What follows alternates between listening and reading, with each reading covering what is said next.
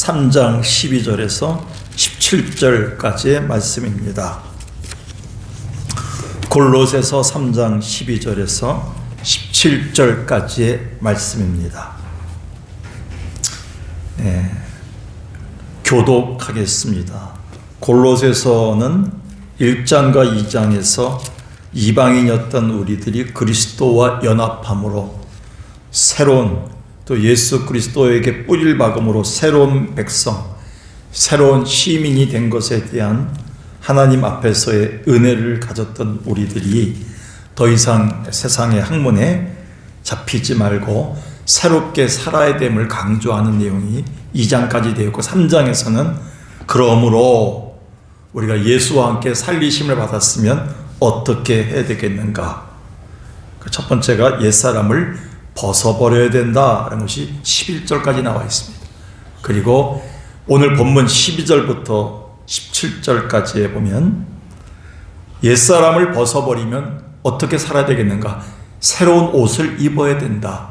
새 사람의 옷을 입어라. 그 내용을 가지고 하나님의 능력에 오신 새 사람의 옷을 같이 교훈받고 같이 살펴보는 시간이 될 것입니다. 12절부터 17절까지를 교독합니다. 그러므로 너희는 하나님의 택하사 거룩하고 사랑받는 자처럼 긍휼과 자비와 겸손과 온유와 오래 참음을 옷 입고, 불만이 있거든 서로 용납하여 피차 용서하되 주께서 너희를 용서하신 것 같이 너희도 그리하고, 이 모든 것 위에 사랑을 더하라. 이는 온전하게 매는 띠니라. 그리스도의 평강이 너의 마음을 주장하게 하라. 너희는 평강을 위하여 한 몸으로 부르심을 받았나니 너희는 또한 감사하는 자가 되라. 그리스도의 말씀이 너희 속에 풍성히 거하여 모든 지혜로 피차 가르치며 권면하고 시와 찬송과 신령한 노래를 부르며 감사하는 마음으로 하나님을 찬양하고, 또 무엇을 하든지 말이나 일에나 다 주 예수의 이름으로 하고 그를 힘입어 하나님 아버지께 감사하라. 아멘.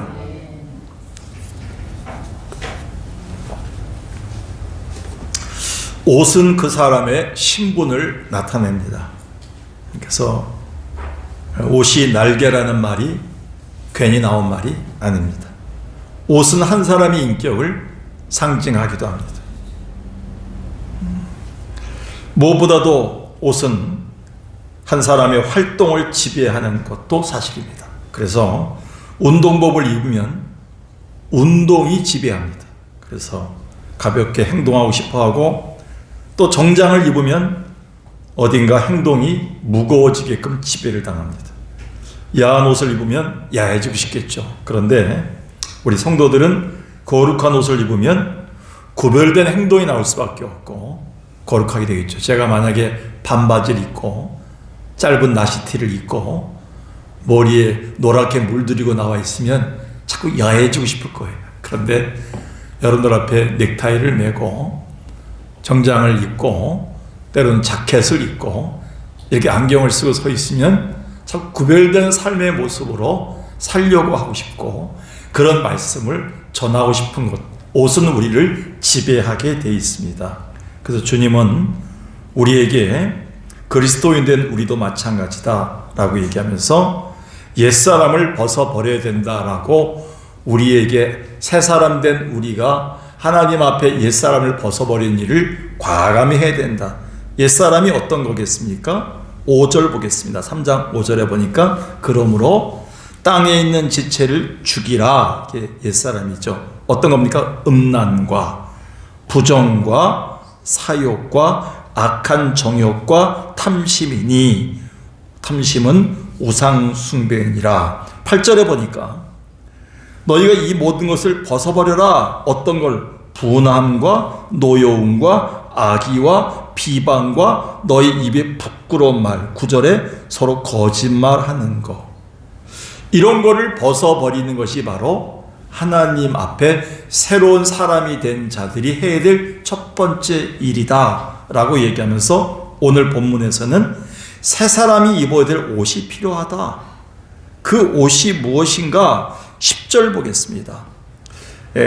새 사람을 입었으니 이는 자기를 창조하신 이의 형상을 따라 지식에까지 새롭게 하심을 입은 자니라. 그러니까 지식에까지 새롭게 하심을 입은 옷이 필요하다. 하나님 지식으로 꽉 찬 옷이 필요하다. 그게 뭐냐? 12절. 그러므로 너희는 하나님이 택하사 거룩하고 사랑받는 사람처럼의 옷을 입어야 된다. 어떤 옷? 긍휼과 뭐예요? 자비와 겸손과 온유와 오래 참음의 옷을 입고, 13절 이어보니까 불만이 있거든 용납하고 용서하는 옷, 그리고 막 죽일 것 같은데도 용서하는 자꾸 옷을 입어야 되고, 14절에 보니까 그 마지막 옷의 띠는 바로 뭐예요? 사랑의 띠다 라고 얘기합니다. 야, 예수 안 믿는 게 낫지. 나를 그렇게 힘들게 했던 저 사람을, 저 남편을, 나를 저렇게 힘들게 했던 저 친구를 가만 놔둬? 그게 세상이야? 어떻게 살아? 그래서 예수 안 믿고 옛날로 돌아가는 사람들이 많아요. 그런데 우리는 예수 그리스도의 사사람을 입으려면 예수 그리스도의 옷을 입어야 되는데, 여기까지 읽으면 기독교를 포기하게 돼. 나는 예수 믿는 거 포기해야 되겠구나. 근데 여기에서 절망을 주지 않고 있습니다. 기가 죽지 말라고 얘기합니다. 간단히 얘기해서 우리에게 긍휼과 자비와 겸손과 온유와 오래 참음과 용서와 사랑의 옷을 입는 것은 우리로서는 너무나 벅찬 건데, 이 모든 옷을 한꺼번에 입으시고 능력으로 우리 가운데 계신 분이 계신데, 그분을 우리가 힘입으면 단다 이렇게 얘기합니다. 누굽니까? 예수 그리스도. 그래서 이걸 로마서에서는 예수 그리스도의 빛의 갑옷을 입자 이렇게 얘기합니다. 그러니까 이 6가지 옷, 7가지 옷을 못 입어요.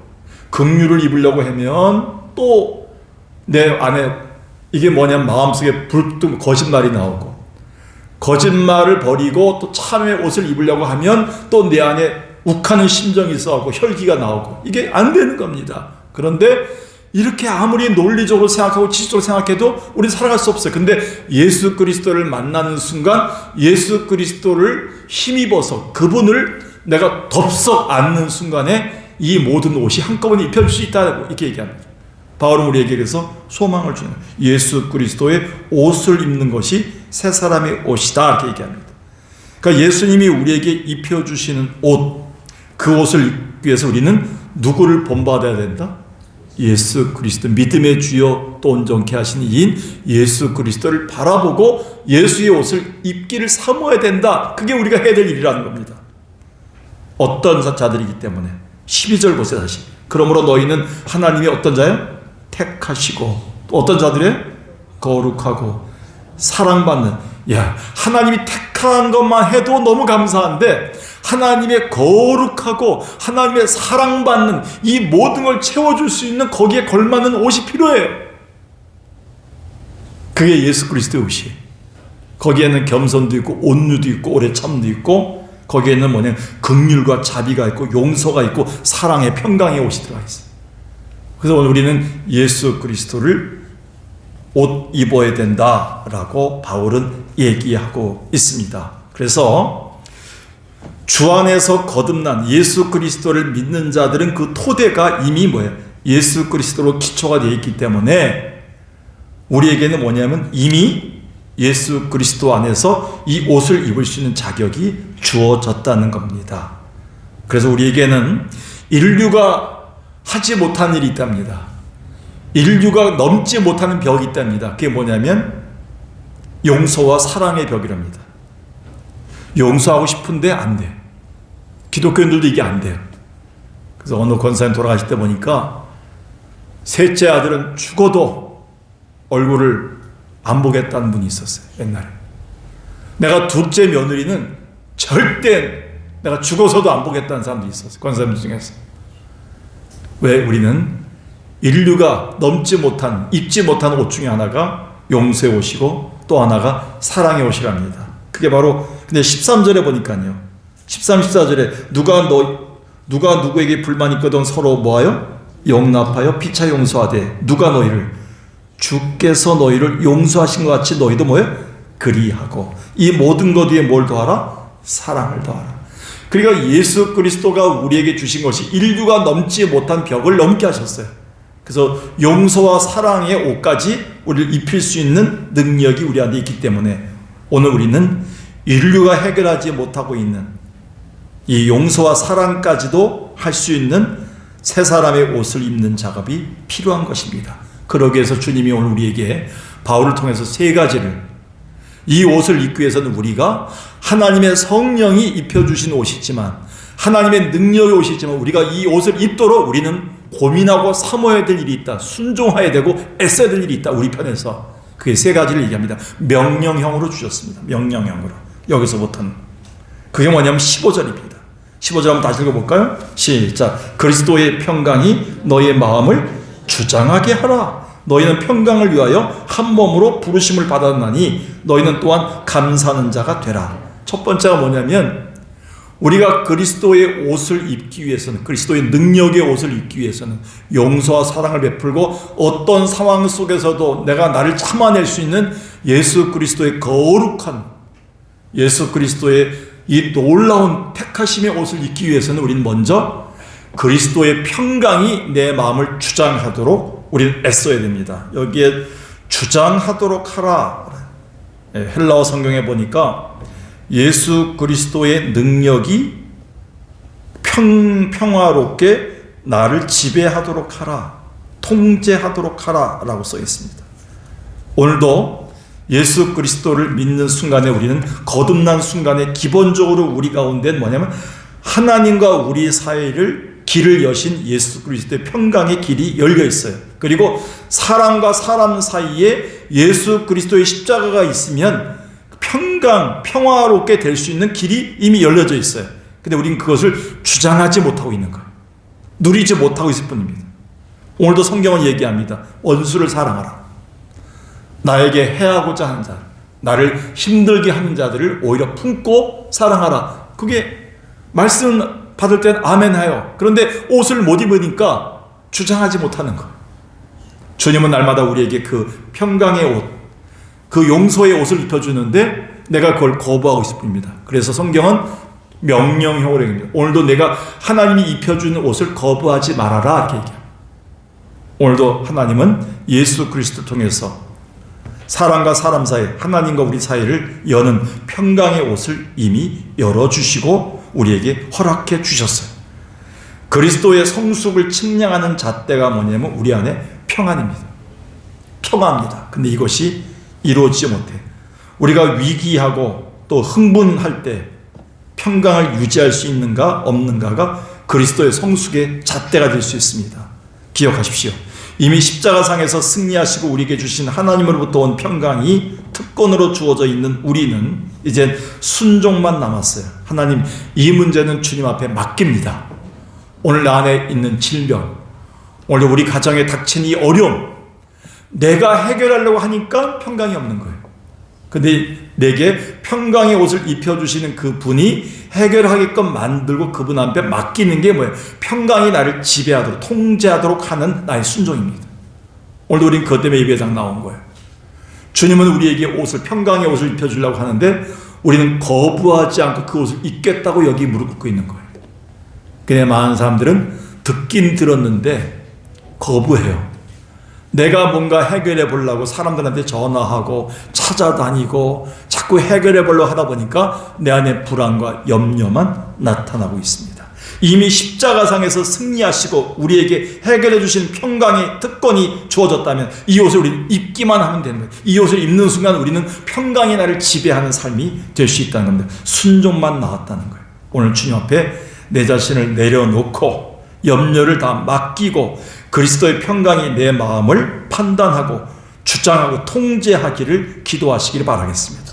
그럴 때 하나님의 귀 안에서, 내 가정 안에서, 내 삶 속에서 하나님께 주신 은혜의 열매가 무엇입니까? 15절 맨 마지막은 뭐로 끝납니까?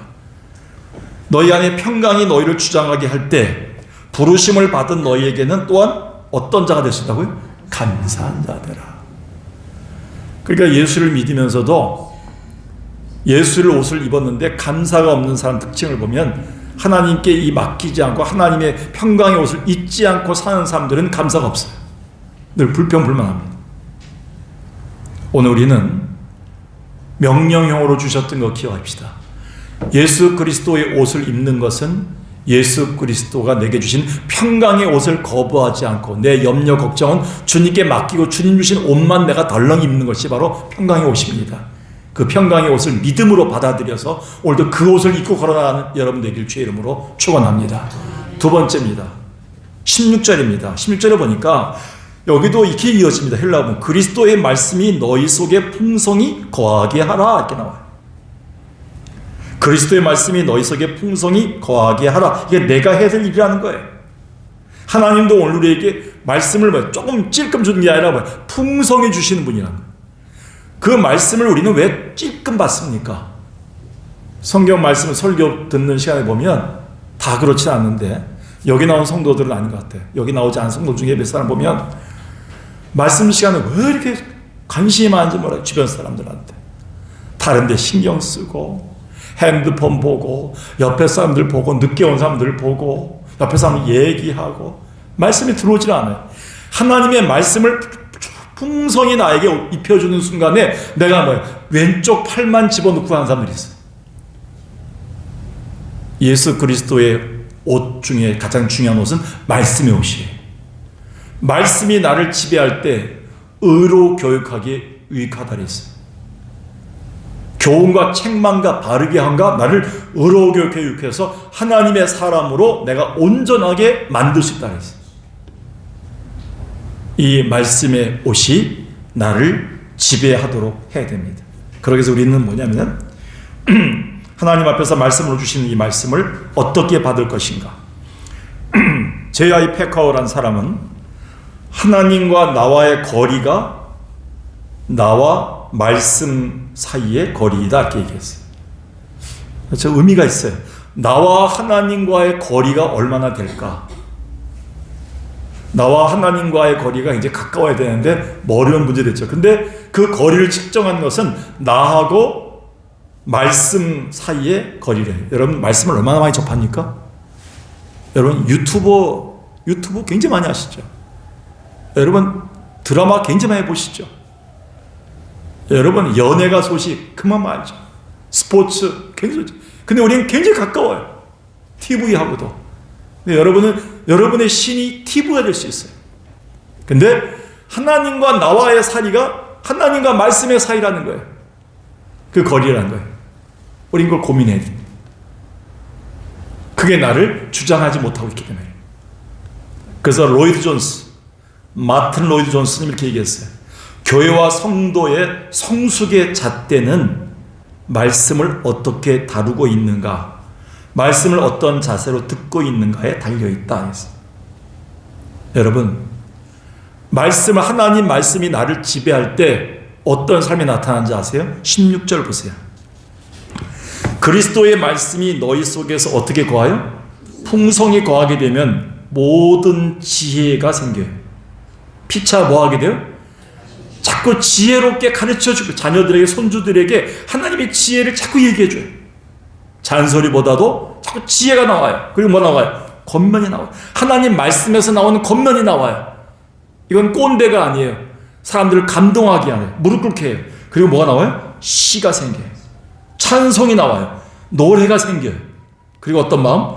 감사한 마음으로 하나님을 찬양하게 돼요. 여러분, 하나님의 말씀이 여러분의 삶을 지배하고 있는가?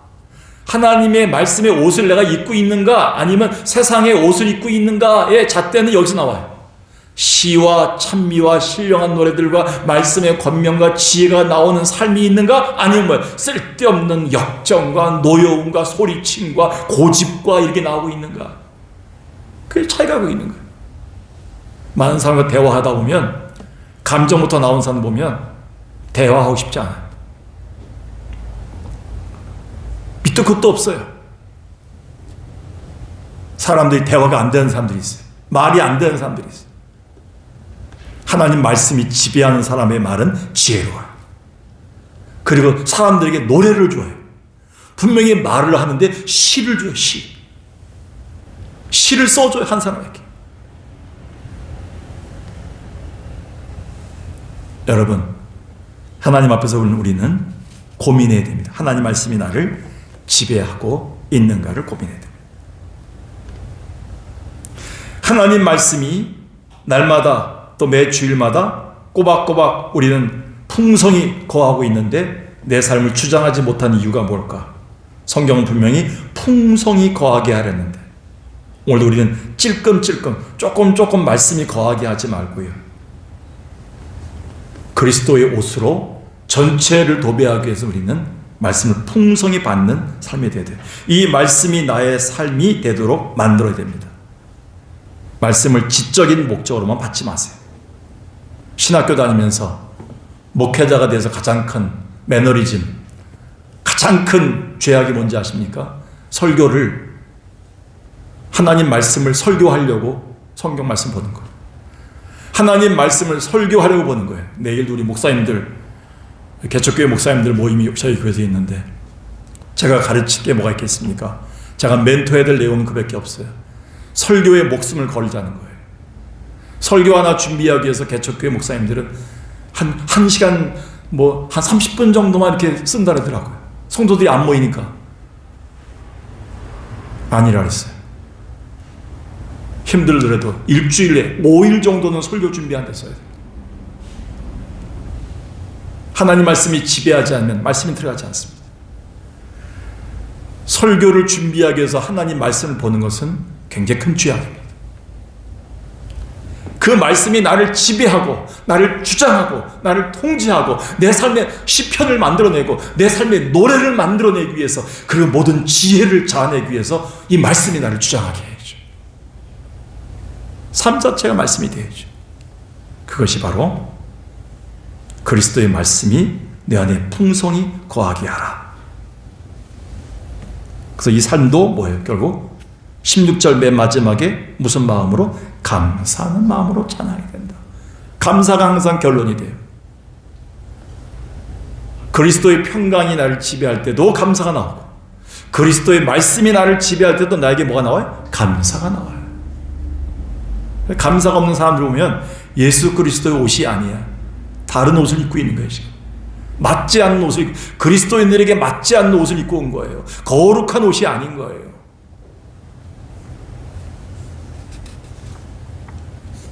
마지막으로요, 17절에 보니까 17절, 또 무엇을 하든지 말에나 일에나 다 뭐예요?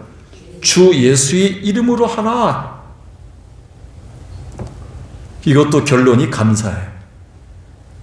주 예수 그리스도의 이름으로 한 삶의 결과는 감사밖에 없어요. 근데 내 이름이 자꾸 들어가고 내 업적에 자꾸 들어가고 내가 했다는 얘기가 자꾸 들어가면 감사가 안 나와요. 불평만 나와요. 원망만 나와요. 짜증만 나와요. 그리고 섭섭함만 나와요. 근데 여기 보니까 무엇을 하든지 말에나 이래나 주 예수 이름으로 하라. 오늘 우리는 예수 그리스도로 옷 입는다는 것의 결론이 뭡니까? 주 예수 그리스도 이름으로 살아라. 주 예수 그리스도의 이름으로 행하라. 그게 예수 그리스도로 옷 입는 삶이에요. 뭘 하든지 뭘 먹든지 어디 가든지. 이게 어떤 의미를 갖고 있습니까? 귀신 쫓아내라는 거예요. 예수 이름으로 명하노니 귀신아 물러갈지어다. 그 정도가 아닙니다. 이거 이상입니다. 뭐냐면 인감도장을 주셨다는 거예요. 하나님 우리에게 누구의 이름이 박혀 있는 거?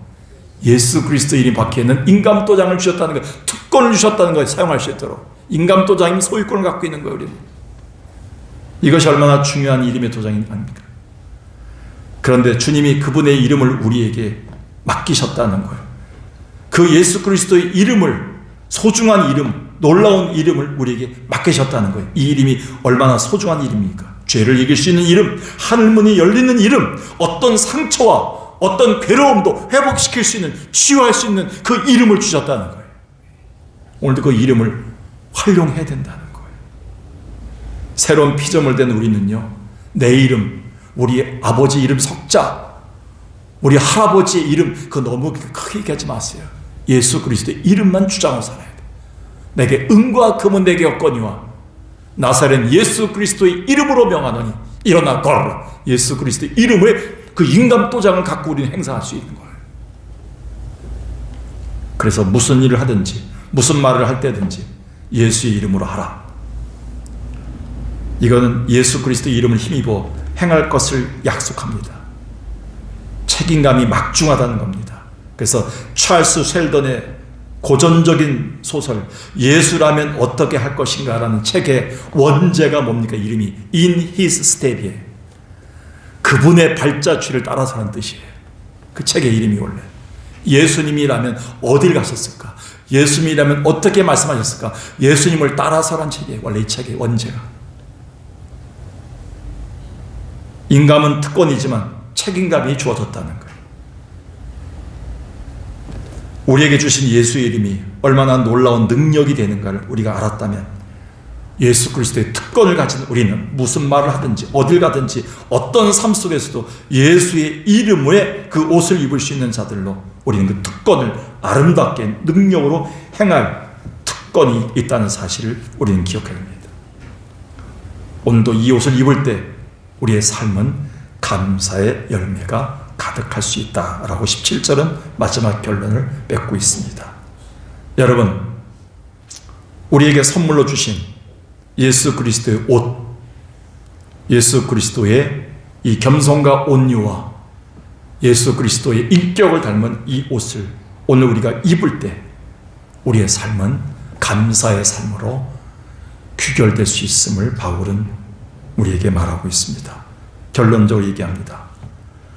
우리가 예수 그리스도의 옷을 입는다는 것은 어떤 의미를 갖고 있는가? 주님이 우리에게 밑바탕을 만들어 놓고 길을 열어주신 평강의 옷을 입는 것입니다. 그리고 그리스도의 말씀의 옷을 입는 것입니다.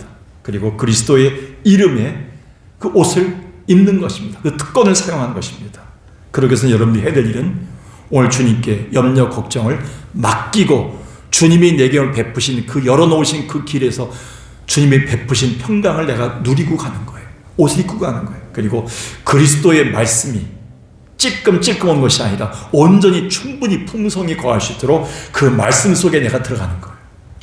그리고 거기서 찬송이 나오고 기도가 나오고 거기서 권면이 나오고 노래가 나오는 삶을 우리가 살아보는 거예요. 그리고 예수 그리스도의 이름이 우리 가운데 얼마나 막중한 책임감을 갖고 있는가, 신중한 삶이 나오고요. 예수의 이름으로 하나님의 능력을 행하는 삶이 나타날 수 있다는 겁니다. 오늘 여러분, 새 사람 되신 여러분들, 하나님의 새로운 나라, 새로운 국가의 새로운 시민이 되고 새로운 백성이 된 여러분들은 새 사람의 옷을 입어야 됩니다. 그것은 예수의 옷입니다. 오늘도 그 옷을 입고 찬란히 빛나는 그 옷을, 마귀도 두려워하는 그 옷을, 세상이 무서워하는 이 옷을 우리가 입고 당당히 걸어나갈 수 있는 거룩한 택한 하나님의 사랑받는 백성 되기를 주 예수의 이름으로 간절히 축원합니다. 같이 한번 기도할 때 하나님, 이 사랑의 옷, 이 능력의 옷을 입고 올 한 해 동안 승리하게 하옵소서. 사탄 마귀를 이길 수 있는 가정의 우리 부모들 될 수 있도록 오늘 우리 가정의 문제를 이 옷을 입고 이겨나가고 승리해 나갈 수 있는 승리의 갑오 될 수 있도록 같이 한 목소리로 더 기도하도록 하겠습니다. 살아계신 아버지 하나님, 오늘 우리에게